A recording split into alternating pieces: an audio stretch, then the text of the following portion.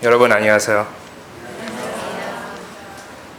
저 이름은 성경민이에요. 저는 1990년에 태어났고요. 한국에서 2살 때 미국으로 가족과 같이 이주했습니다. 그래서 저는 한국말을 잘 하지 못해요.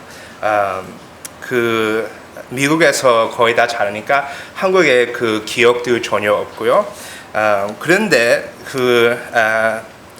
그래도 제가 직접으로 감정을 얘기하고 싶으니까 한국말 많이 부족한 거 봐주세요. 고맙습니다. 저는 가족과 같이 미국에 이주할 때 처음에는 애리조나에 살다가 그 그랜드 캐니언에 있는 애리조나, 다음에 콜로라도에서 살았고요. 산에 많이 있는데 다음에 뉴저지, 뉴욕 바로 근처에 있는 뉴저지 하고 마지막에는 시카고에서 오랫동안 살았어요. 거기에서 그 시카고 브레드런 교회를 다녔고요. 거기에 그 교회는 미국에 부르는 그 첫 번째 세대 교회를 불러요. 그래서 한국 교회인데 미국에 있는 한국 교회 첫 번째 세대 교회를 불러요. 그 첫 번째 세대 교회에서 제가 자랐고요. 저한테는 이젠 첫 번째 반 세대를 불러요. 저는 한국에서 태어났고요. 그런데 거의 다 삶은 미국에서 자랐고요. 하고 다음에 두 번째는 미국에서 태어난 애들 두 번째 세대를 불러요. 그래서 그 교회는 그 첫 번째 세대 어른들은 첫 번째 세대고 애들은 두 번째 세대였습니다. 그런 교회는 좀 신기한 거가 있어요. 언어도 두 개 있고요. 애들은 영어 하고요. 두 번째 세대는 영어로 하고요. 하고 그 첫 번째 세대는 한국말로 하고요. 그래서 그 culture를 부르는데 culture가 달라요. 그래서 한국 사람들은 그 첫 번째 세대는 한국 사람들 같이 culture가 있고요. 다음에 그 두 번째 세대는 그 미국 사람들 더 같이 그 culture가 있어요. 그것 때문에 우리가 어른들과 싸움이 많이 있었어요. 자라는 중에. 우리 부모님들이 우리를 잘 알아들지 않았어요. 우리는 계속 한국 사람 같이 키우고 우리 그런데 한국 사람이 아니에요. 우리는 한국 사람 같이 생겼는데요. 한국 사람은 아니에요. 그래서 우리는 희한한 것이 집에 있으면 아니면 교회 다니면 한국 사람이고요. 다음에 학교 가고 아니면 친구들과 같이 있으면 미국 사람이에요. 그래서 힘든 것이 우리가 이 가운데에서 살아야 돼요. 두 쪽 땡기고 우리 이 가운데에서 살았어요. 미국에 가면은 그 첫 번째 세대 교회를 보러 가면은 좀 슬픈 거가 있어요. 젊은 사람들이 거의 없어요. 그래서 첫 번째 세대 사람들이 있고요. 이젠 나이 좀 많이 든 사람들이 있고요. 다음에 어린이들이 있어요. 부모님과 같이 교회를 가야 되니까 안 가면 혼나고 같은 집에 살고 뭐 차도 없으니까요. 같이 가야 되고요. 그런데 두 번째 세대 애들이 거의 없어요. 교회에서 거의 없어요.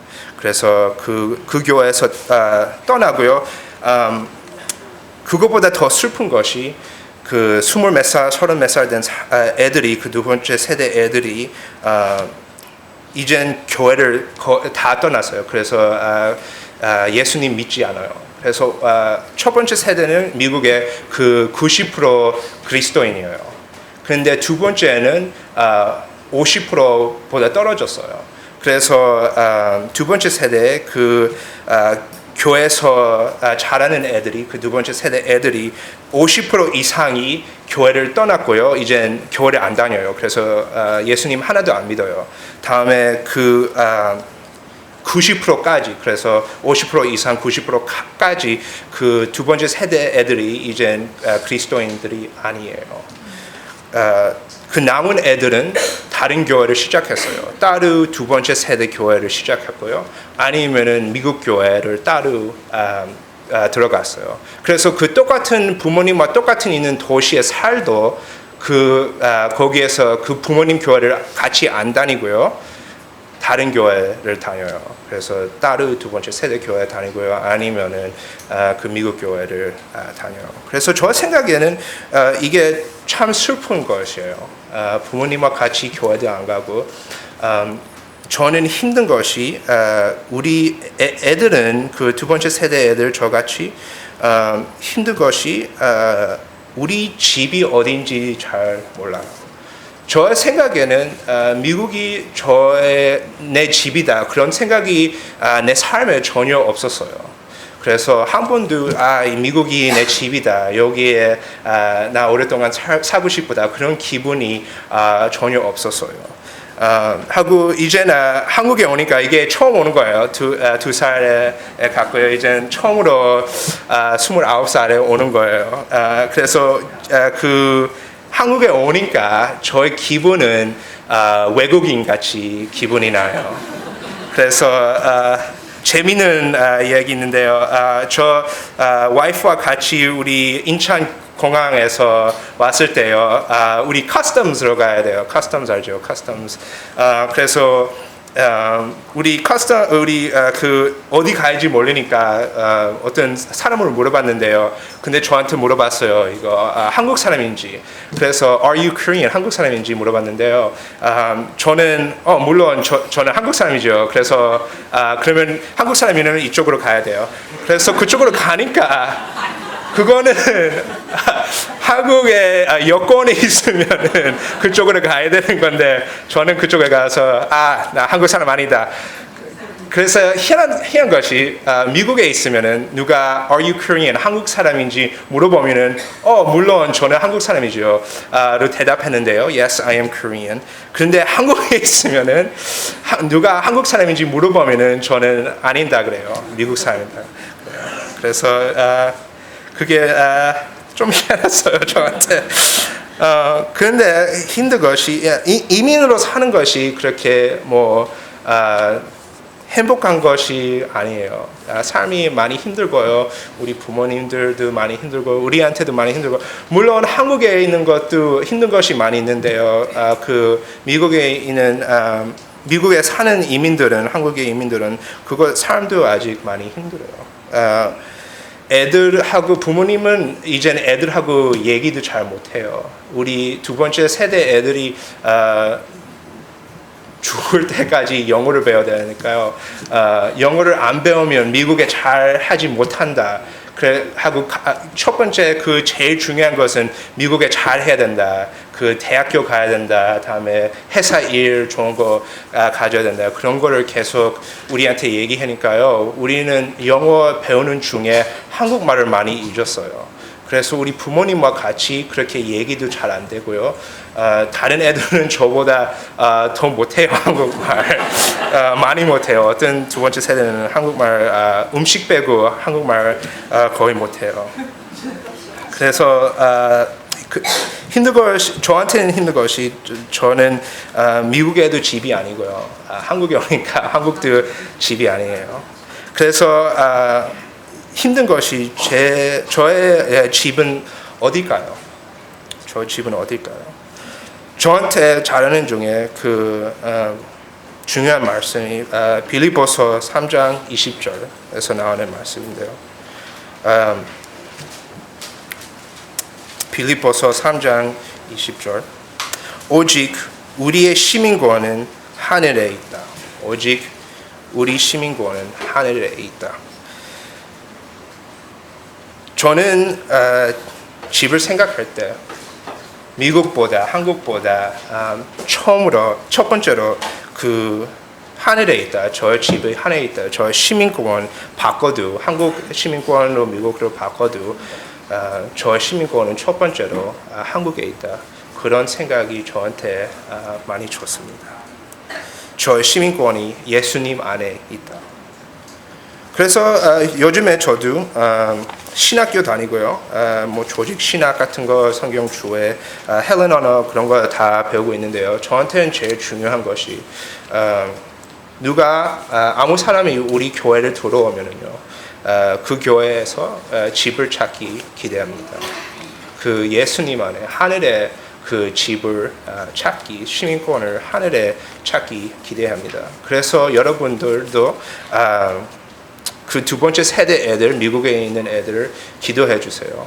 50% 이상이 교회에서 떨어지고요. 예수님 안 믿어요. 그리스도인이 아니에요. 그래서 그 애들도 힘들 것이 많이 있어요. 물론 한국에 있는 문제보다 좀 달리죠. 근데 아직도 힘든 것이 많이 있어요. 그래서 그 두 번째 세대 애들에서 기도해 주세요. 그러면 말씀은 여기까지만 하겠습니다. 엄청 떨립니다. 이렇게 많은 분들 앞에서 서보기가 처음인 거라. 우선 고린도전서 있는 말씀 한 구절을 읽어드리겠습니다. 고린도전서 8장이 되겠습니다.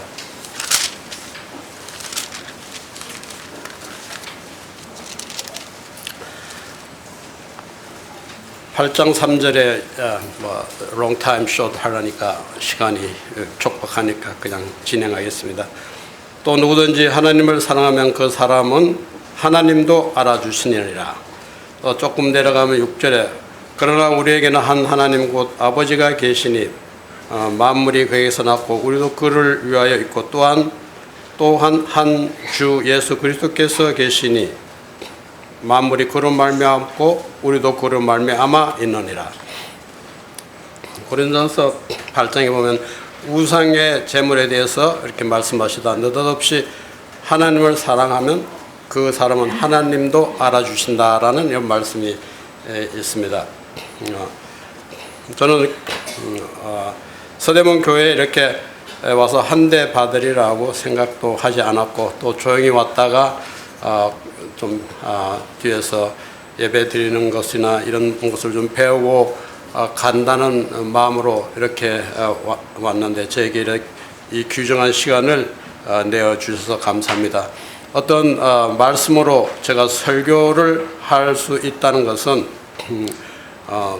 그렇게 쉬운 일은 아닌 것 같습니다. 왜냐하면 여기 기라성 같은 성경을 잘 아시는 성도님들이 제가 알기에 많이 계시고 또 그렇게 배워 가시고 있기 때문에 제가 하나님 말씀으로 어떤 가르침을 드린다는 것은 그렇게 쉬운 일이 아니기 때문에 지난 세월 제가 주님 안에서 살아왔던 간증과 또 말씀을 통해서 좀 말씀을 드리고자 합니다. 저는 1966년도에 주님을 영접했습니다. 저는 1952년생이고 그러니까 13살 때 주님을 영접했습니다. 제 고향은 강원남도 삼척입니다. 거기서 남쪽이라서 강원남도라고 거기서 이제 자라면서 17살경에 처음으로 서울에 와봤습니다. 서울에 올라와서 어벙벙하게 실수도 많이 했고 버스도 탈 줄 몰라갖고 서울역에서 용산 한강다리도 걸어서 가야 되는 이런 조금 쉽게 말해서 촌놈 행세를 다 했습니다. 그래서 그때 저는 이제 처음으로 경기도 사우동이라는 곳에 그 맥카피 선교사님이 계신 곳을 가게 되었는데 거기서 농장 일을 하면서 제가 농업학교를 다녔기 때문에 이 농장 일에 관심을 많이 가지고 있어서 그곳에서 이제 소도 키우고 젖도 짜고 이렇게 농사 일을 도우면서 거기서 꽤 오랜 세월을 살았습니다. 그러다가 이제 군대를 가게 되었죠. 군대를 가게 되었는데 군대 생활을 하면서 제대를 하고 사회에 나오니까 회사에 들어가 일을 해야겠는데 일을 할 수가 없었습니다. 왜냐하면 제가 부사관으로 군대 생활을 했는데 그때 제가 생명수당과 훈련수당 이것저것 다 합해서 받은 금액이 약 18만 원이었습니다. 그때 돈으로. 그때 5급 공무원이 한 8만 원 정도 될 당시에. 사회에 나와서 공장에 가서 일을 하려니까 8만 원 준다고 이렇게 이야기를 합니다. 그래서 도저히 8만 원 받을 기분이 나지 않았어요. 군대 생활하면서도 18만 원 받았는데 사회에서 8만 원이란 돈을 갖고 어떻게 사느냐 이래서 방황하면서 세월을 보내다가 다시 사우동이라는 곳으로 갔습니다. 맥카비 선교사님을 만나서 급여도 받지 않으면서 이제 봉사하다시피 세월을 보내고 있는데 한날 선교사님이 저를 불렀습니다.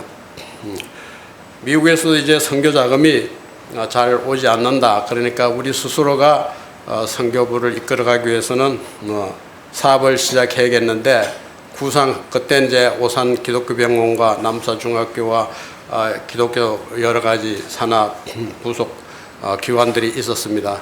그리고 보사부 허가 17호를 가지고 한국에서 유일하게 기독교 단체로서 등록되어 있는 곳이었기 때문에 이 선교부를 이끌어가기 위해서는 우리가 돈이 필요한데 그 돈을 우리 스스로가 좀 만들어야겠다 해서 저에게 미국을 좀 다녀오느라 한 6개월 동안 고기를 그러니까 캣피쉬라고 하는 한국말로 하면 메기를 키우는 기술을 배워와라. 그 알을 부화시킬 수 있는 해처리 기술을 배워오라고 저에게 이야기를 했습니다. 그래서 제가 그 일을 그래서 오늘 저녁부터 나와 영어 공부를 시작하자 해서 그날부터 맥카비 선교사님과 영어 공부를 시작했습니다. 그런데 일주일 후에 이 맥카비 선교사님이 사라지신 거예요. 없어졌어요. 그래서 하루를 기다려도 안 나타나시고 이틀, 한 달 기다려도 나타나지 않는 것입니다. 그래서 알만한 분들에게 물어봐도 그냥 속 시원하게 대답하는 분들이 없었습니다. 물론 알고 계신 분들이 그 외에 몇 분이 있었는데 그래서 이제 거기서 더 이상 있을 기회가 한 1년 정도 흘러가니까 이제 제가 해야 될 일이 없어졌기 때문에 그곳을 나왔습니다. 어느 날 제 아내가 제가 잠든 사이에 드리는 기도 소리를 들었습니다. 주님, 좀 더 헌금을 드릴 수 있게 해주세요 하는 기도가 잠자는 시간에 들렸습니다. 저는 그때 일을 하기 위해서 골프장에 잔디 깎는 그리고 잔디 관리하는 일에 나가서 일을 하는데 그 급여가 아주 그렇게 만족하기라보다가 아주 적었기 때문에 생활하기도 힘든 그런 정도였습니다.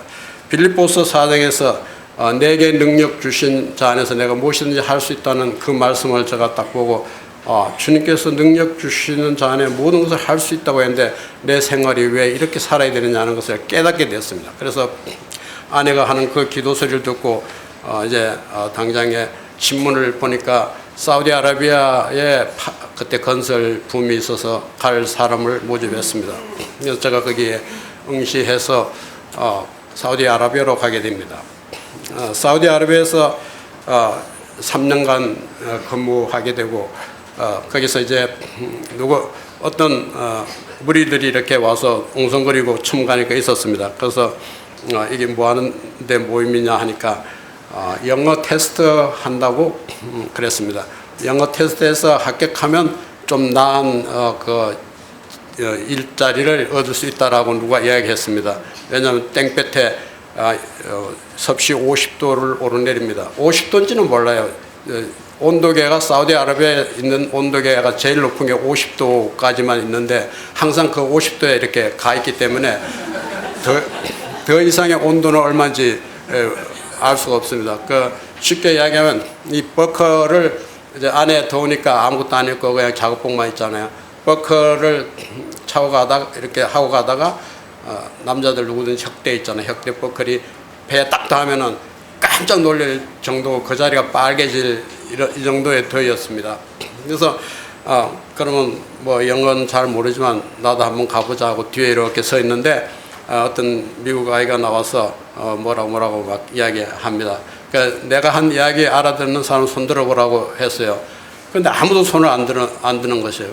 저는 굉장히 쉽게 알아들었어요. 그래서 손을 드니까 그래 내가 뭐라고 했냐 그 기억이 잘 나지는 않지만 이런저런 이야기 했다니까 영어 잘한다는 영어 잘 못하거든요. 그래갖고 뽑혀서 간 것이 이제 세이프티 어시스턴스 엔지니어 자리가 저기 왔습니다.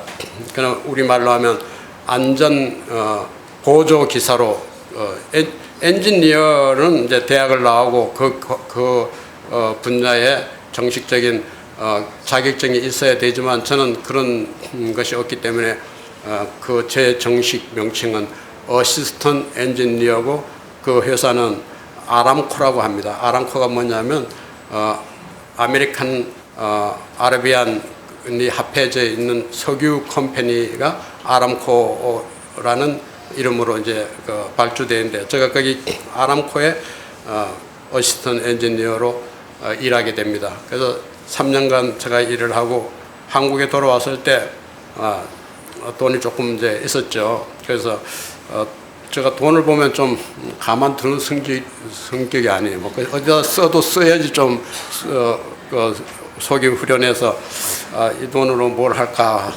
만지작거리다가 세상 구경이나 한번 가봐야겠다. 제가 이곳에 더 이상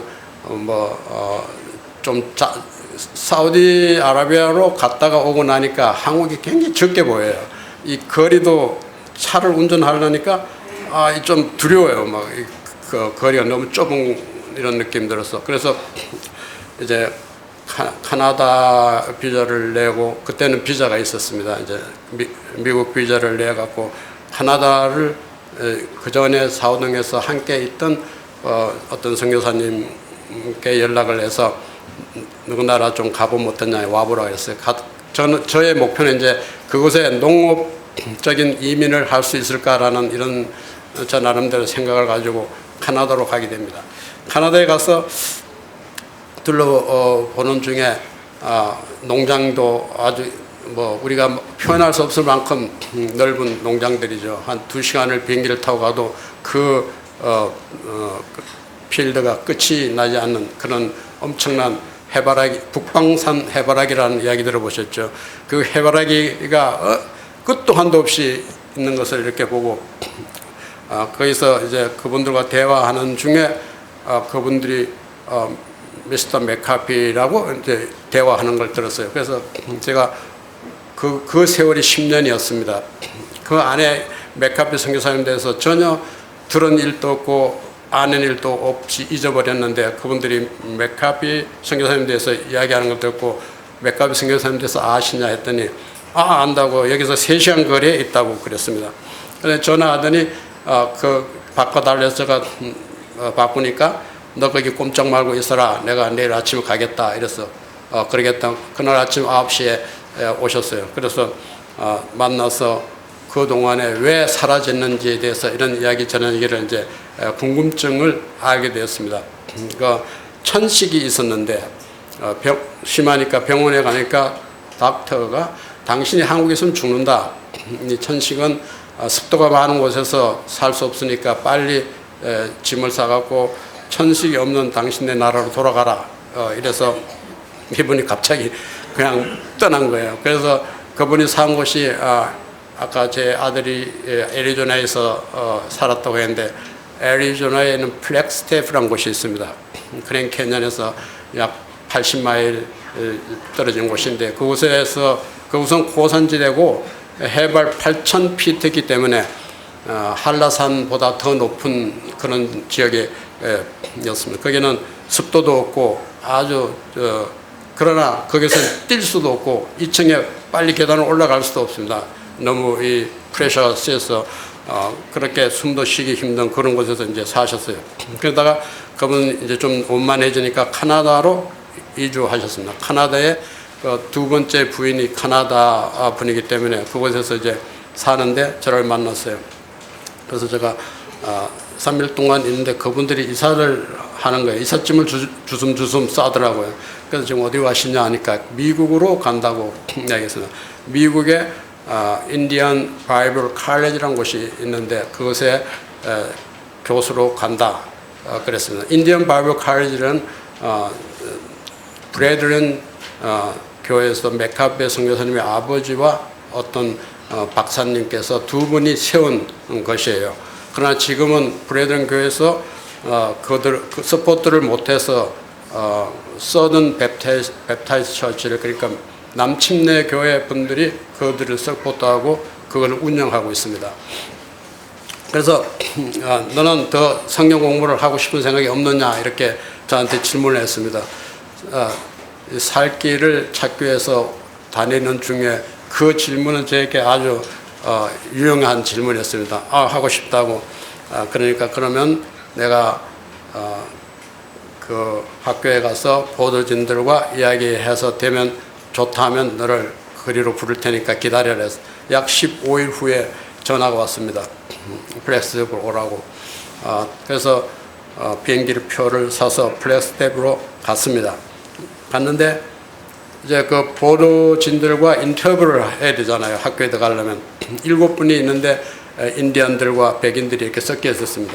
저에게 인디안의 그러니까 레이스, 인디안의 그 종족으로 인정되면 모든 학비는 무료고 1학년에서 4학년까지 다 무료로 제공한다. 그러나 다른 레이스로서 된다면 모든 학비는 동일하게 일반 대학과 같이 내야 된다고 이렇게 이야기를 했습니다. 그래서 저는 인터뷰하면서 나를 한번 쳐다봐라. Look at me.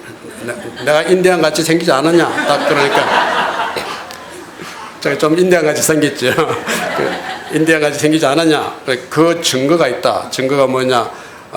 역사적으로 보면 당신들은 알라스카로 해서 그 얼음을 지나서 미 대륙으로 내려온 것이 아니냐. 이게 세계적인 세계사다. 그리고 더 증거가 있는데 너희들 아이들에게 몽골리안 스팟이 있지 않느냐. 몽골리안 스팟은 뒤에 엉덩이가 아이를 낳으면 좀 푸르무리하게 이렇게 반점이 있는 걸 이제 말씀 한 3살 되면 거의 사라지는 것입니다. 있다고 그래요. 그거 봐라. 우리도 거기에 있다. 그렇기 때문에 나는 너희들의 조상의 나라, 그래서 다시 말하면 your ancestor country에서 내가 왔다.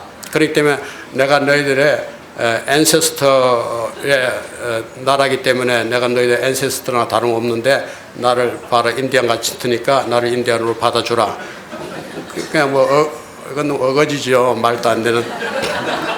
그랬더니 그분들이 그 외에도 좀 여러 이야기가 있었습니다만 좀 나가 있으라 그래서 나와 있으니까 들어오라고 해서 갔더니 congratulation.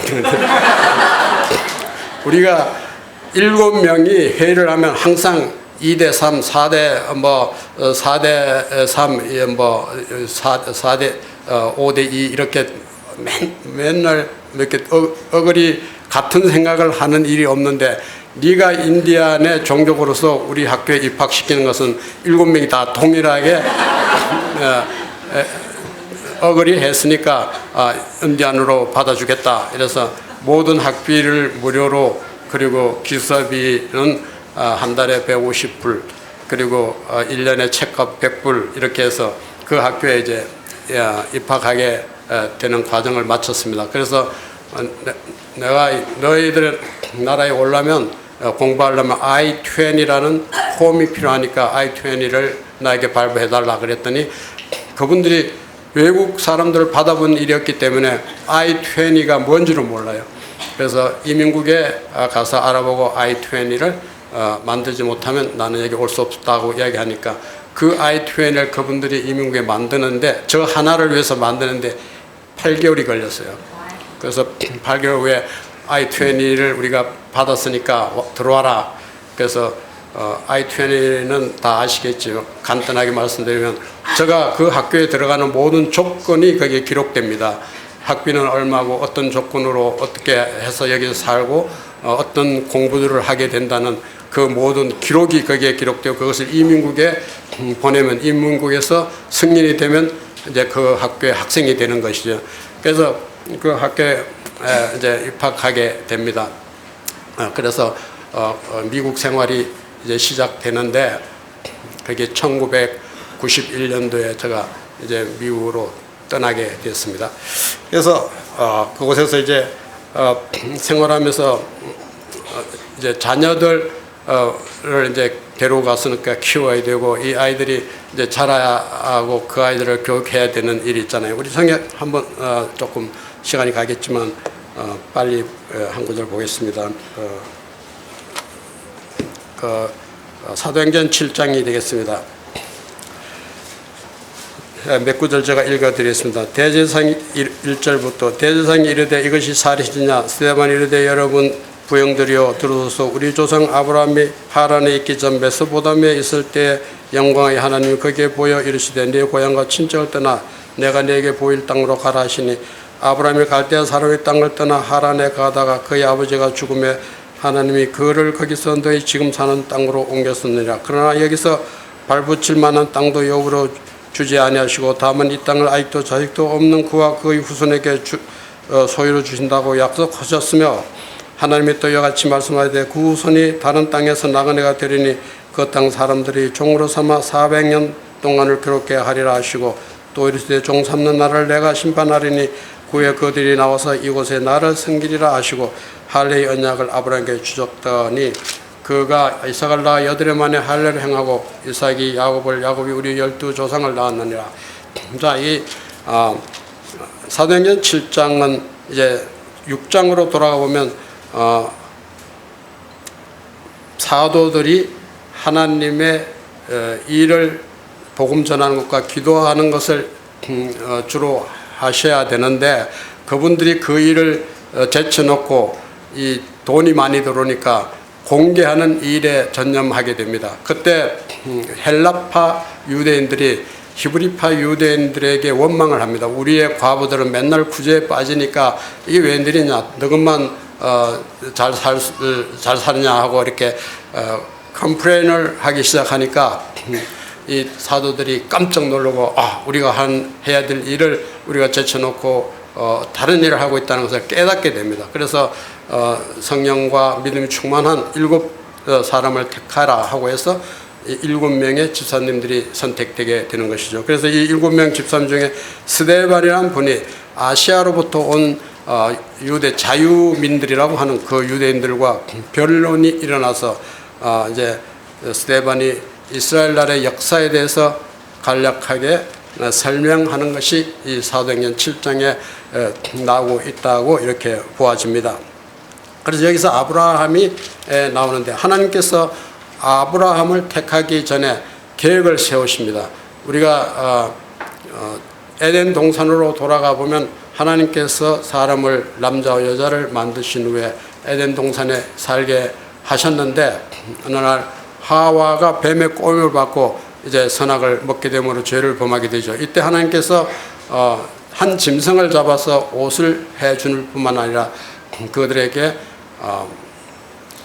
사탄에게 이야기하기를 여자의 후손은 너의 머리를 상하게 할 것이고 너는 여자의 후손의 발꿈치를 상하게 할 것이라고 이렇게 말씀하신 후에 하나님께서 그 세월 동안 가만히 계신 것이 아니라 여자의 후손을 이 세상에 보내시기 위해서 세상을 살피시고 계셨더라고 이렇게 생각이 들어집니다. 감찰하시는데 그러나 하나님이 내려다보시니까 아무도 의인이 없어요. 하나님의 아드님께서 오셔야 될 만한 의의를 갖춘 사람을 만날 수가 없습니다. 그래서 성경 말씀에 의인은 없나니 하나도 없으며 깨닫는 자도 없고 하나님을 찾는 자도 없나니 하나님을 찾는 자도 없나니 다 한 가지로 줄쳐 무익하게 되었다 이렇게 말씀하죠. 하나님께서 세상을 보았을 때 다 무익하게 되고 다 죄를 범하고 그러나 저 갈대인의 우르에 사시는 아브라함을 보니까 조금 달라요. 그래서 성경 로마서 3장에 성경이 무엇이라고 말하느냐, 아브라함이 그를 믿음에 하나님이 그것을 그의 의로 여기셨다 이렇게 말씀하십니다. 우리가 아브라함이 엄청난 의인이라서가 아니라 하나님을 믿음의 의로 여기셨다. 그래서 하나님이 아브라함을 택해서 이제 가나안 땅으로 옮겨서 하나님의 아드님이신 예수 그리스도를 이 땅한테 보내시기 위한 조상으로 만들시기 위해서 가나안으로 이주를 시키는 과정에 아브라함이 거기에 리더가 아니라 그 아버지 데라가 리더였습니다. 데라가 건설을 이끌고 가다가 하란이라는 곳에서 데라가 여기가 좋네요. 좀 살기도 좋고 좀 원만합니다 생각하고 그곳에 정착하게 되는 것이죠. 그때 하나님께서는 거기에 정착하게 되면 하나님의 뜻을 이룰 수 없기 때문에 데라를 불러 가시고 아브라함을 리더로 세우셔서 다시 가나안으로 가게 하는 과정은 우리가 창세기 11장 이후를 통해서 잘 볼 수가 있습니다. 그래서 하나님은 아브라함을 불러내서 이스라엘의 자손들을 이렇게 번성하게 하시고 사막에 이제 출애굽한 후에 그 제사의 방법을 가르칩니다. 성소와 지성소를 만드셔서 매일매일 짐승을 잡아서 제사하는 방법과 짐승이 죽음으로 내 죄가 씻긴다는 것을 가르치기 시작했던 것입니다. 그래서 예수님이 어느 날 그런 과정이 없이 갑자기 오셔서 십자가에 달려서 돌아가시고 네 죄를 위해서 내가 돌아가셨다 하면은 so what? 그래서 어떻게 됐단 말이냐 이렇게 이야기할 수도 있겠죠. 왜? 그 제사의 방법, 제사하는 목적과 짐승이 죽어야 되는 목적을 모르기 때문에 그것을 가르치기 위해서 이스라엘 백성들을 광야 40년 동안 그 많은 시간 동안 그들에게 그것을 가르쳤던 것입니다. 다시 사우디아라비아로 돌아가 보면 제가 그 안전 관리를 할 때 건설을 많이 하니까 그곳에 도로가 이렇게 파헤치는 경우가 많아요. 그때 디톨이라고 써야 되는데 아랍어 말로 다 잊어버렸지만 썼어요. 붙이면 아라비아 사람들은 좀 글을 잘 모르고 무식해서 그걸 모르기 때문에 오늘 그대로 옛날 길로 간단 말입니다. 그러다 보면 그게 빠지거나 사고가 나면 건설회사 다 책임을 져야 되기 때문에 그들을 그리로 가지 않기 위해서 가이드라인을 만들어줘야 됩니다. 워닝 테이프를 해갖고 쭉 그 안전하게 갈 수 있을 때까지 다 쳐줘야 돼요. 그래야 그 사람들이 그를 따라가거든요. 이와 같이 예수님께서 오시는 그 과정을 가이드라인으로 정해 주시기 위해서 사막에서 40년 동안 이스라엘 백성들은 그렇게 살아왔고 하나님께 제사 드리는 방법을 배워왔고 그것이 훗날 주님께서 이 땅 가운데 오셔서 돌아가시는 목적이 무엇인가를 알려주는 과정이라고 이렇게 저는 보고 있습니다. 그런데 이곳에서 아브라함에게 하나님은 세 가지의 약속을 하십니다. 커버넌트가 있는데 첫째, 땅의 기업을 주셨죠. 이 보이는 눈으로 보이는 모든 것이 내가 내게 주겠다. 그다음에 내 자손이 하늘의 별같이 바다의 모래같이 혹은 티끌같이 많은 자손을 주시겠다. 아브라함으로 통해서 난 자손들은 하늘의 별같이 반짝이는 국민도 있는가 하면 티끌같이 쓸모없는 국민들도 있을 것입니다. 그러나 또 마지막으로 하나 주신 것은 circumstance, 그러니까 할례를 주셨습니다. 자, 두 가지는 하나님께서 주셔야 되는데 자손과 땅은 하나님이 주셔야 되잖아요. 그러나 아브라함이 스스로 해야 되는 것은 할례인 것입니다. 하나님이 할례를 해주실 수는 없고 자기 자신이 그 할례를 시작해야 되는데 그 할례를 행하기 위해서는 교육을 해야 된다는 것입니다. 자기 자녀들에게 그 후세에게 왜 이 할례가 필요하고 왜 이것을 해야 되는가를 하나님이 지시한 것에 설명을 하고 그것을 알려줘야 되는 그 의무는 아브라함에게 있는 것입니다. 그러므로 하나님께서 우리에게 알려주시는 것을 또 우리가 해야 될 것이 있다는 것입니다. 우리가 하나님이 우리에게 구원해 주시고 우리가 살아가게 하신 것은 하나님께서 그 일을 보여주셔야 되지만 우리가 또 하나님께 행해야 될 일들이 우리가 해야 되는 것이 있다는 것입니다. 그래서 이제 제가 자녀 교육에 대해서 조금 시간이 한 5분 남았는데 말씀을 좀 드려보겠습니다. 저는 제 가족은 제 아내와 제 아내 이름은 한성자, 미국에서는 성성자라고 합니다. 그다음에 제 딸아이가 있습니다. 성예경이고 미국에서는 에스더라고 합니다. 에스더 성. 또 아들 아까 봤죠. 잘생긴 저 아들 그 성경민 그냥 미국 이름으로는 경입니다. 그리고 그 제 며느리 에밀리가 있는데 에스더는 지금 시카고 공립고등학교 수학 선생으로 지금 있고, 우리 경민이는 3M 아실 거예요. 아마 3M 큰 회사인데 거기에 환경공학자로 지금 일하고 있습니다. 에밀리는 초등학교 음악 선생으로 지금 재직하고 있고, 그래서 이놈들을 가르쳐야 되는데 이놈들을 어떻게 가르치냐는 것입니다. 그래서 우리가 성경 말씀을 보면 잠언서에 초다를 참아 못하는 자는 자기 자식을 미워하는 자라, 자식을 사랑하는 자는 견실히 징계하느니라고 이렇게 되어 있죠. 그렇다고 하면서 애를 막 패고 뭐 다리를 부러뜨리고 해야 되는 것은 아니잖아요. 견실히 징계한다고 되어 있습니다. 제가 왜 이 말씀을 드리냐면, 제가 28년 만에 한국에 왔습니다. 조카들이 어렸을 때 떠났는데 그놈들이 장가가고 벌써 애들이 있었어요. 하나는 초등학교 4학년, 하나는 2학년인데 제가 작은 할아버지죠. 자기 친 할아버지와 저와 이야기하는데 이야기를 할 수가 없어요. 왜? 얼마나 분답하고 시끄럽고 떠드는지 정신이 하나도 혼이 나갖고 제가 지금 무슨 말을 하는지를 말하면서 이해를 못 하겠어요. 그래서 그런다고 제가 그놈들 붙들어 놓고 보지도 못하던 아이들을 훈계할 수도 없고, 저 아버지 어머니 또 가만히 있는데 그걸 이야기할 수도 없고, 여기 와봐서 저는 정말로 놀랍고 감사됐습니다. 우리 아이들이 얼마나 조용하게 참 교육되어 있고 잘 이렇게 하고 있습니까? 저는 그 아이들 그래서 제 아이도 어렸을 때 그럴 가능성이 많았기 때문에 이 녀석들을 교육해야 되는데, 그럼 어떻게 하느냐? 한국에 보면 민법 915조에 보면은 그 양육자는 그 아이의 안전한 양육을 위해서 징계할 수 있다 이래 돼 있거든요. 그런데 이게 한국 법이 이제 바뀌려고 합니다. 징계할 수 없다라고 되어 있는 나라가 제가 알기로는 54개 국가는 아이들 때릴 수가 없어요. 징계도 할 수 없어요. 미국 같은 건 물론입니다. 미국에서 부모가 아이를 때리려고 체벌하고 딱 회초리 들면 애가 전화기 딱 듭니다. 신고한다. 그러면 아버지는 벌벌 떨고 대하고 이렇게. 왜? 전화해서 경찰이 오면은 문제가 심각해집니다. 뭐 우리가 생각하는 것 같이 뭐 그런 정도가 아니에요.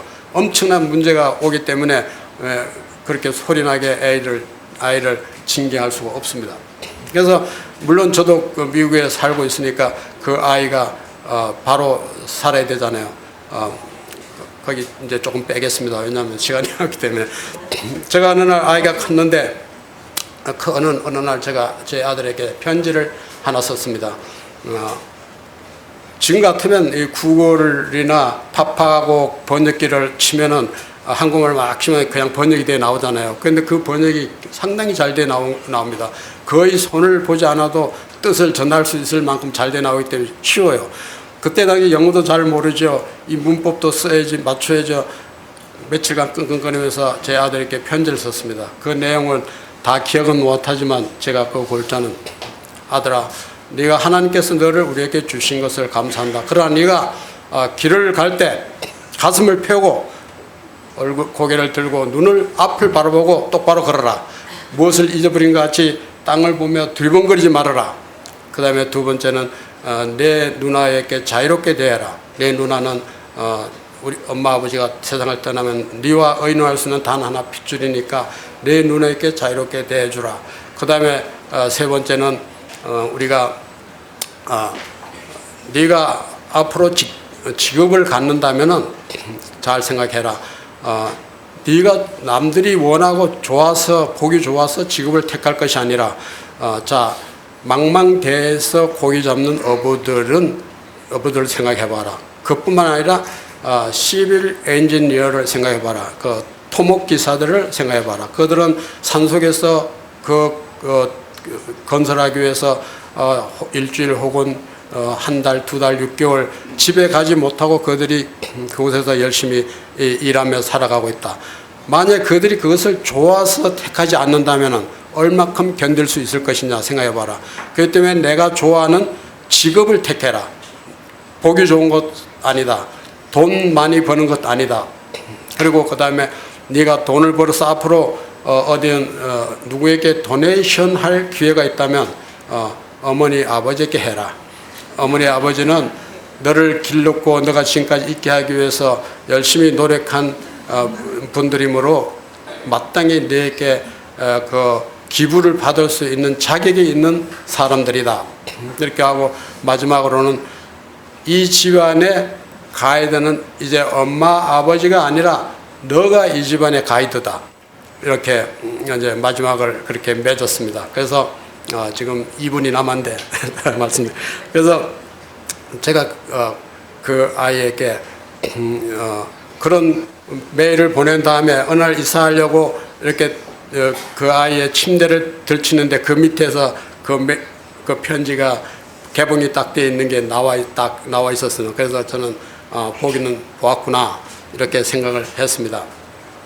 자, 그러면 여기서 가이드에 대해서 한번 이야기해보세요. 우리가 지금까지 교회를 인도하든가 가정을 인도하는 사람들은 다 아버지였고 나이 든 분들이었죠. 저는 지금 retire 했습니다. 영어 말로 retire는 이제 우리 뭡니까? 은퇴했는데 retire 말을 영어로 자세히 보면 다이아를 갈아 끼운다는 말하고 똑같습니다. 그 다이아가 Re로서 retire인데, 자, 다이아를 갈아 끼운다는 말은 지금까지 앞만 보고 기관차같이 열심히 달려온 생애가 이제 스피드로 달려왔기 때문에 다이아가 다 달았어요. 이제 새로운 다이아를 갈아 끼우는데 그럼 어떤 다이아로 갈아 끼울 것이냐는 것입니다. 그럼 또 다시 달려가는 스피드 다이아를 거기다 넣을 것이냐. 저는 미국에서 자동차 일을 13년 동안 했기 때문에 이 다이아에 대해서 좀 압니다. 다이아는 이제 스피드 다이아가 있고 광폭 다이아가 있고 또는 산악용 다이아가 있는가 하면 스노우 다이아, 운에서 미끄러지는 이런 다이아도 여러 종류가 있는데, 광폭 다이아는 속도는 없지만 안전합니다. 그리고 제동거리가 짧아집니다. 그러나 컴포터블 하지는 않습니다. 많이 닿기 때문에. 그러나 안전하게 할 수 있기 때문에 그러면 다이아를 갈아 끼우면 좀 안전한 다이아를 갈아 끼워서 돌보자. 아이들도 돌보고 교회도 돌보고 이제 다 내려놓고 이 일을 해야겠다는 생각에 다이아를 이제 갈아 끼우기 시작하는 것입니다. 그래서 저희께 여기에 함께 계시는 제가 많이 고민했습니다. 어떤 살아오면서 간증이 많잖아요. 드릴 말씀이 수없이 많습니다. 그런데 어떤 간증으로 우리가 함께 나눠야 될까를 생각했는데 노년층과 중년층과 또 젊은 층이 여기 다 고루고루 분포되어 있잖아요. 그래서 아이들에 대해서도 좀 말씀드리고 싶고, 또 노년분들이 혼자 꽉 금버지고 이거 아니면 내가 아니면 안 돼 하고 내려놓을 줄 모르는 이런 분들도 계실 것입니다. 왜? 저는 시카고 서부교회에 있는데 뭐 이래저래 다 헤어지고 18명이 남아 있습니다.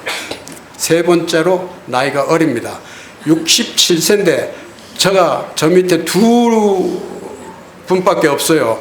64세 된 거고 56세 된. 저도 마땅히 장로님의 일을 할 수 있어야 될 시간인데 80살, 85세, 75세 이런 분이 꽉 잡고 내놓질 않는 거예요. 그 자리 좀 내놓으라 그러면 죽는 줄 아는 거예요. 모세가 80세 시작하고 그런데 왜 주님 안에서 우리가 그만둬야 되느냐고 이러니까 67세 저는 명함을 내기도 힘든 이런 곳입니다. 시간이 넘어서 죄송합니다. 이것으로서 아쉽지만 마치겠습니다. 감사합니다. 고맙습니다.